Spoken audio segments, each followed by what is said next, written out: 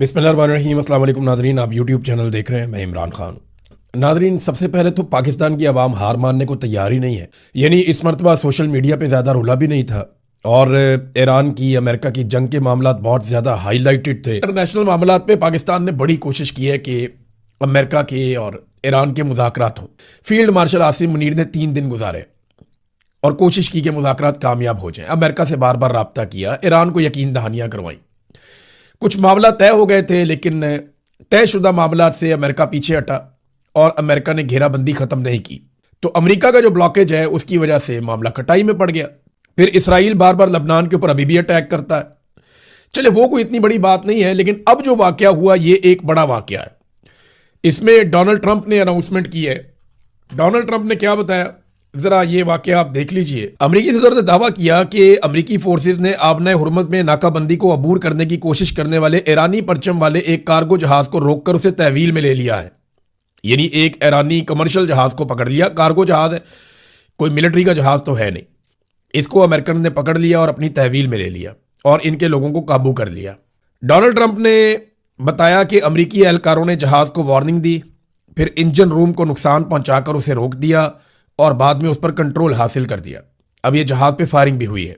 ताहम ईरान की जानिब से फिर बाद में रद्द-ए-अमल आ गया और ईरान ने जो रद्द-ए-अमल दिया है उसकी तफसील मैं आपको भी बताता हूँ। लेकिन गुज़िश्ता जो 48 घंटे हैं वो बड़े हंगामा खेज रहे हैं, उनमें बहुत सारा कुछ हुआ है। इन 48 घंटों में क्या कुछ हुआ है ज़रा ये मैं आपके सामने रखता हूँ। 48 घंटों में ईरान ने आबना हुर्मुज़ को दोबारा से बंद कर दिया।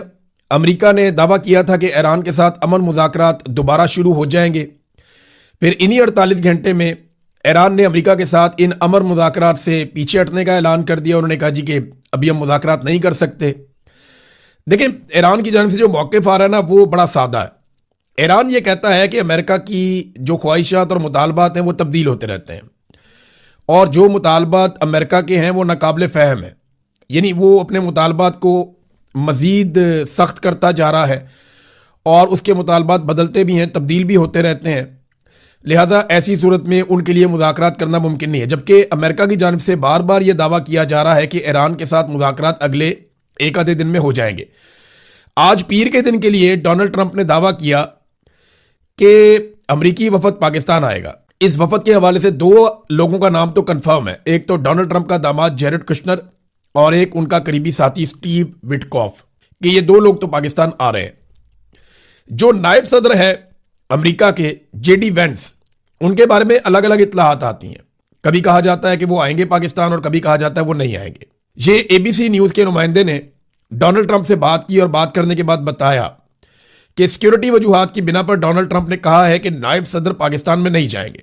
अच्छा, पिछली मरतबा वैसे जो नायब सदर आए थे पाकिस्तान, जब उनका ईरानियों के साथ सामना हुआ तो वो काफ़ी मुश्किल में पड़ गए थे और उनको अपने आप को रेस्क्यू करने के लिए, क्योंकि देखें काबिलियत का बहुत फ़र्क था। मैंने आपको बताया था ईरान का जो वफद आया था वो पूरी तैयारी के साथ आए थे।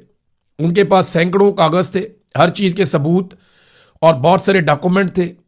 उन्होंने आलमी कवानीन और बाकी चीज़ों के ऊपर उनको दस्तरस थी और वो ईरानी सारे जो हैं वो PhD के लेवल के लोग हैं। जबकि अमेरिकन जो हैं उनका इतना एक्सपीरियंस नहीं था या वो इतना उनका स्टेमिना नहीं था मुज़ाकरात के हवाले से। तो जेडी वेंस को बड़ी मुश्किलात पेश आई।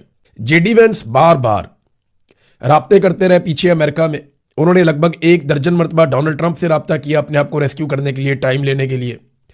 नेतन्याहू से भी राब्ता किया, फिर उनके पास इतना मैंडेट भी नहीं था। और डोनाल्ड ट्रंप ये जानता है कि जब मुज़ाकरात कामयाब होने हैं तो उनका क्रेडिट डोनाल्ड ट्रंप को खुद लेना है। वो इसका क्रेडिट कभी भी किसी और को नहीं देगा। वो क्रेडिट हमेशा खुद लेना पसंद करेगा। जितनी वो अपनी तारीफें करता है वो कहता है मैं अजीम नहीं हूं, मैं अजीम तरीन हूं। तो डोनाल्ड ट्रंप का आपको पता है कि जब किसी चीज़ का क्रेडिट होगा तो वो खुद लेगा। फिर ट्रंप ने यह कहा कि 24 घंटे के नोटिस पर सिक्योरिटी की जो सीक्रेट सर्विस है वो मुतमईन नहीं है, वो कंफर्टेबल नहीं है कि जेडी वेंस को पाकिस्तान में भेजा जाए। लेकिन बाद में व्हाइट हाउस की जानिब से एक और स्टेटमेंट आता है कि जेडी वेंस को पाकिस्तान भेजा जाएगा। अब अभी तक श्योरिटी तो नहीं है, लेकिन ये वफद आ जाएगा आज के दिन में तो पता चल जाएगा कि अमेरिका की जानिब से कौन कौन पहुंचा। हो सकता है वफद के कुछ लोग पहले आ जाएं, कुछ बाद में आ जाएं, लेकिन अमेरिकी वफद पाकिस्तान आएगा, ये डोनाल्ड ट्रंप ने अनाउंस किया। और 12 घंटों में उसने 4 मरतबा अलग अलग तरह के स्टेटमेंट दिए हैं। कभी डोनाल्ड ट्रंप के स्टेटमेंट बहुत जारहाना होते हैं, कभी बिल्कुल वो मुतमईन हो जाता है, बड़े पुरुमीद किस्म के होते हैं। تو ڈونلڈ ٹرمپ پہ دباؤ بہت بڑھ رہا ہے. اس کی ایک بڑی وجہ یہ ہے کہ امریکہ سے جتنے بھی سروے آ رہے ہیں ان میں ڈونلڈ ٹرمپ کی امریکن درگت بنا رہے ہیں. یعنی ٹرمپ کی مقبولیت 37% کی کم ترین سطح پر پہنچ گئی ہے. اتنی کم مقبولیت ڈونلڈ ٹرمپ کی پہلے کبھی نہیں تھی.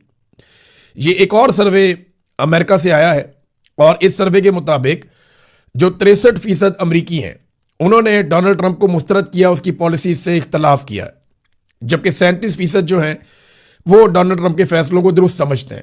اور یہ مقبولیت کی انتہائی کم سطح ہے جہاں پہ ڈونلڈ ٹرمپ اس وقت کھڑا ہے. یہ بہت حیران کن ہے. عمران خان نے بھی یہ بات کی تھی, مجھے مجبوراً یہ بات دوبارہ کہنی پڑے گی کہ پاکستانیوں آپ لوگ بہت سست ہو, آپ کو جگانے میں بہت ٹائم لگ جاتا ہے, آپ لوگوں کو بات سمجھ نہیں آتی, آپ کے ساتھ بھی یہ رکشے والے والا سلوک ہوگا. میں ہر عام پاکستانی کو کہنا چاہتا ہوں کہ اگر آپ نے یہ کایا نہ پلٹ دی, اگر آپ نے ان کی طبیعت درست نہ کی, تو یہ آپ کے ساتھ وہی کریں گے جو اس رکشے والے کے ساتھ کیا, اس کی بیٹیوں کے ساتھ. وہ 4 بیٹیاں سوگ منا رہی ہیں, اشرافی کی بیٹیاں جو ہیں وہ جشن منا رہی ہیں. یہ فرق ہے جی, 2 الگ الگ دنیا, 2 الگ الگ پاکستان.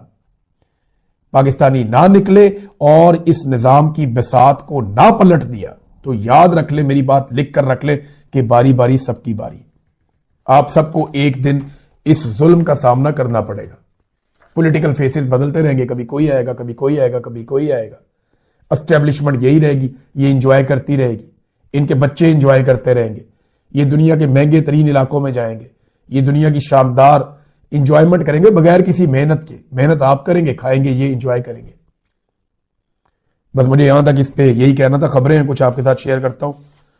وزیر اعظم پاکستان دوبارہ آئی ایم ایف کی منتیں کرنے جا رہے ہیں اور آئی ایم ایف کی جو مینیجنگ ڈائریکٹر ہے ان کے ساتھ وزیر اعظم اب ملاقات کریں گے, کیونکہ جو کارنامے شریف خاندان نے اور زرداری خاندان نے کیا ہے اس کی قیمت پاکستان کی ساری انڈسٹری اور سارے پاکستانی چکا رہے ہیں.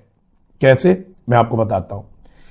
انہوں نے ناقابل فہم قسم کے, عجیب و غریب قسم کے, جب کسی کو سمجھ بھی نہیں آتے اس طرح کے ایل این جی کے مہنگے ترین معاہدے کر لیے. انہوں نے معاہدے کر کے ایل این جی بہت زیادہ قیمت پر خرید لی اور بہت لمبا معاہدہ کر لیا. اب آپ کا استعمال کم ہے, آپ کے پاس ایل این جی زیادہ ہے. دنیا میں ایل این جی سستی ہو رہی ہے, لیکن آپ نے کیونکہ معاہدے کر لیے تو آپ کو مہنگی خریدنی پڑے گی. تو نواز شریف صاحب نے جو گھٹیا لمبے معاہدے کیے ایل این جی کے, وہ پاکستان کی جڑوں میں بیٹھ گئے. پھر انہوں نے آئی پی پیز کے عجیب و غریب قسم کے معاہدے کیے کہ آئی پی پیز کو لا کر بٹھا دیا, آپ بجلی بنائیں یا نہ بنائیں ہم آپ کو پیسہ دیں گے, ہر مہینے بل آپ کو ملے گا. اور پھر پاکستان کی کیپیسٹی سے دگنی استعمال جتنا ہمیں چاہیے تھا, ہمیں اگر 100 یونٹ چاہیے تھا تو انہوں نے 250 یونٹ بجلی بنا دی پاکستان میں. اب وہ سارے آئی پی پیز فارغ بیٹھے, ان کو بل ہر مہینے جا رہا ہے, اور جا کہاں سے رہا ہے, پاکستانیوں کی جیب سے. اور وہ کمیشن کس کو دے رہے ہیں آپ بہتر سمجھتے ہیں.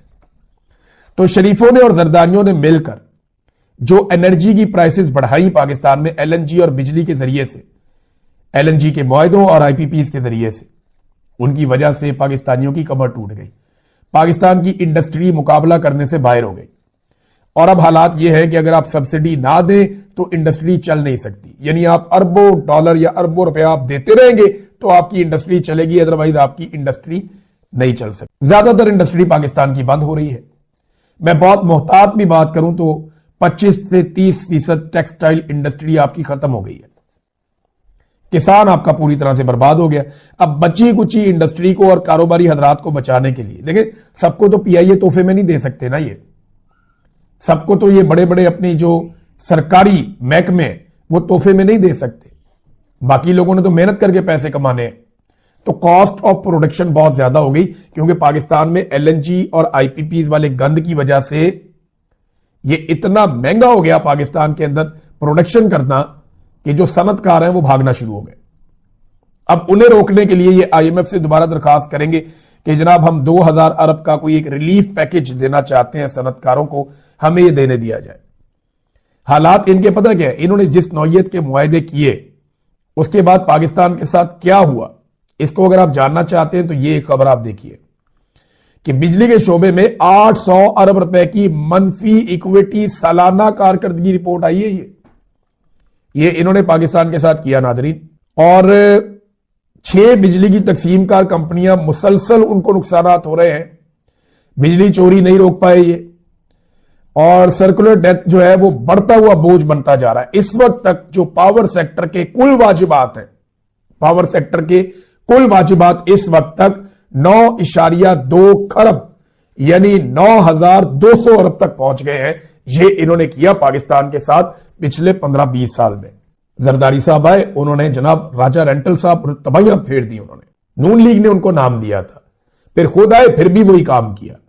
ऐसे आईपीपीएस के मुआहदे किए कि बेड़ा गर्क कर दिया, मईशत को ऐसा टीका लगाया कि आज 9,200 अरब आपको डायरेक्टली देना है। ये आपके जिम्मे सिर्फ वाजिबात हैं पावर सेक्टर में, ये इन्होंने किया पाकिस्तान के साथ। नाज़रीन, अब क्योंकि तीरा में ऑपरेशन हो रहा है तो बाजोड़ पे भी तवज्जो आएगी।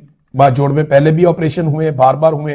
बाजोड़ का मामला यह है कि वहां पे बहुत कीमती मादनियात है, शानदार किस्म की मादनियात है। तो वजीर आला खैबर पख्तूनख्वा बेशक नौजवान है लेकिन बहुत तजर्बाकार है। ये जनाब गए और जाके इन्होंने बाजोड़ के पार्लियामेंटेरियंस, कौमी मशरान और अमायदीन पर मुश्तमिल एक जरगे से इन्होंने जाके मुलाकात की। और ये जो जरगा बैठा बाजोड़ के हवाले से, इसमें बहुत सारी चीज़ों के ऊपर उन्होंने गौर किया और जो लोगों के मकानात को, लोगों के दुकानों को, लोगों के कारोबार को जितना भी नुकसान हुआ है उसके अजाले के लिए यहां पे तजावीज़ पेश की गई। लेकिन अब बारी बारी सबकी बारी, मैं बार बार ये कहता हूं, जब एक इलाके में ऑपरेशन हो रहा होता है तो दूसरे इलाके के लोगों को लगता है कि हम पे ऑपरेशन नहीं आएगा। नहीं जी, बारी बारी सबकी बारी। जहां जहां वसाइल होंगे वहां वहां पे मसाइल आएंगे, जहां जहां पे मादनियात होंगी वहां वहां पे लड़ाई पहुंचेगी। देखें ना, वेनेजुएला में क्या था, लड़ाई पहुंच गई ना। क्यों पहुंची? मादनियात हैं, तेल है। ईरान में, इराक में, लीबिया में क्या था? तेल था ना, लड़ाई पहुंच गई। इसी तरह दुनिया में जहां जहां पे वसाइल है वहां पे मसाइल खुद ही पहुंचेंगे, और यही तरीकाकार है, यही तरीका वारदात है। अब देखें ना, यहां पे ग्रीनलैंड के अंदर इस वक्त एक फड्डा पड़ा हुआ है बेहतरीन दोस्तों के अंदर। ये वो ममालिक हैं जो नेटो के अंदर एक शानदार इत्तेहाद के अंदर रहे। इन्होंने दुनिया में जहां चाहा इन्होंने अटैक किया और जो मकासद इनको दरकार थे इन्होंने अपने अचीव किए। लेकिन आज उनके बीच में एक कन्फ्लिक्ट है, वजह ग्रीनलैंड। तो ग्रीनलैंड में क्या है? मादनियात, वसाइल।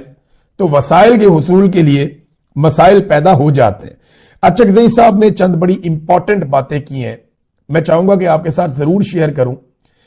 उन्होंने कहा जी, इस तमाम सूरत हाल का वाहिद हल जो है, ये कराची के अंदर क्योंकि एक तहरीके तहफ़्फ़ुज़ आईन पाकिस्तान की मीटिंग हुई, तो उन्होंने कहा इस तमाम सूरत हाल का वाहिद हल जमहूरियत है।